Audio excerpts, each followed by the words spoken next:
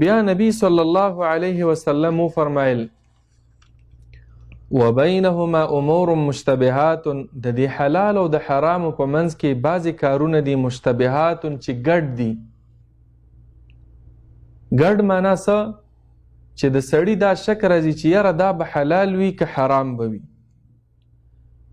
په حقیقت کې د هغې علم د علماو سره وي، خو د بعضې خلکو علم هم هغې ته ورونه رسیږي چې دا به حلال وي که حرام وي.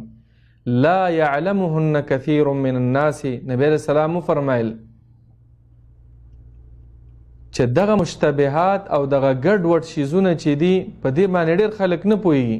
حدیث مطلب دا دی چې بعضې علما پې پوهېږي چې دغه حلال دي او که حرام دي، یعنی شکی شیزونه وي. زمونږ او ستاسو په اصطلاح یاره دا کار به جایز وي او که ناجایز به وي.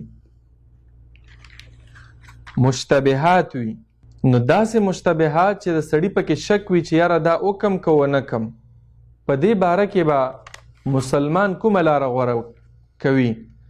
نبی علیہ السلام فرمایل چې کله ستا په یو مسله کې شک شو او یقین دی یو طرف ته نه و چې یاره دا حلال دی که حرام دی، جایز دی که ناجایز دی، نو ته به څه کې؟ مونږ ته ښکلې طریقه راښودلې ده.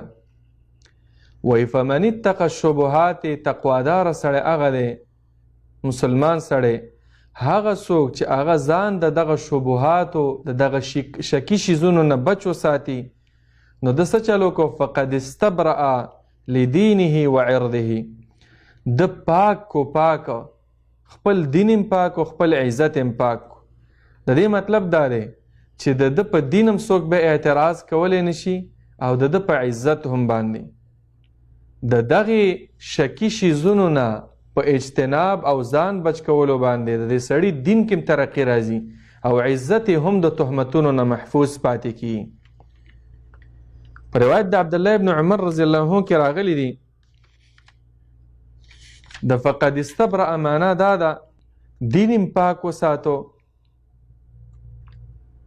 څوک به دا نه وایي بیا خلک چې یاره دا ډېر بېدینه سړی دی، او چې کوم سړی په شکي شیزونو کې ورځي چې پروا یې نه ساتي چې حلال دي که حرام دي، هر سړی وایي چې مړه دا بس د دین پروا نه ساتي، خپل دین هم بدنام کو او خپل عزت هم بدنام کو. چې څوک شکي شیزونو له ورځي څوک به عزت نه کوي، هر سړی به بې عزتي کوي.